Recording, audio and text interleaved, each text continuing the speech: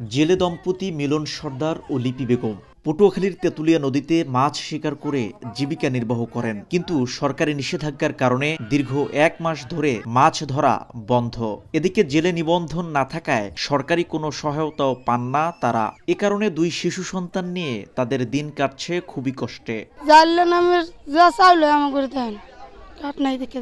তাদের মতো একই অবস্থা তেঁতুলিয়া নদীতে মাছ শিকারী হাজার হাজার জেলের। তাদের দিন কাটছে খেয়ে না খেয়ে। পকেটে টাকা না থাকায় সন্তানের নতুন পোশাক কিনে দিতে না পেরে ঈদ যেন অনেক জেলে বাবার কাছে এসেছে অনেকটা বঞ্চনা নিয়ে। একটার মধ্যে একটা অবরোধ দেয় ভাই, যাও যাইলে লইয়া মানুষজন লইয়া বেমালই বেতালে অসহায়। ঈদ যে আইছে, ঈদের যে একটা উৎসব, এই উৎসব কোনো জনগণের মাঝে নাই, কোনো ঈদ নাই, কারণ অবরোধে সব শেষ হয়ে গেছে গিয়া যাইলেও আপনারা কিছু কিনে দিতে পারিনি। মৎস্য বিভাগ বলছে নিষেধাজ্ঞা চলাকালে সব ধরনের মাছ শিকার, পরিবহন, বাজারজাত বন্ধ থাকে। এ কারণে নিবন্ধিত বেকার জেলেদের মাঝে 80 কেজি করে চাল বিতরণ করা হয়েছে।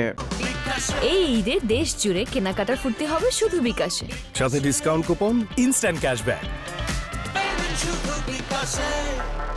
জেলেদের মাঝে 80 কেজি করে ভিজে চাল দিয়েছি এবং পরবর্তীতে আবার দ্বিতীয় ধাপে দেওয়া হবে।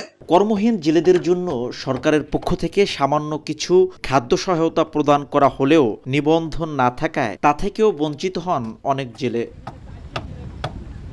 ইলিশ সহ সব ধরনের মাছের উৎপাদন বৃদ্ধির লক্ষ্যে দেশের 6টি অভয়াশ্রমে মার্চ এপ্রিল 2 মাসের জন্য নিষেধাজ্ঞা জারি করা হয়। এই নিষেধাজ্ঞার আওতায় রয়েছে ভোলার ভেদুরিয়া থেকে পটুয়াখালীর তেঁতুলিয়া নদীর 100 কিলোমিটার এলাকা। শিকদার জাবির হোসেন, সময় সংবাদ, পটুয়াখালী।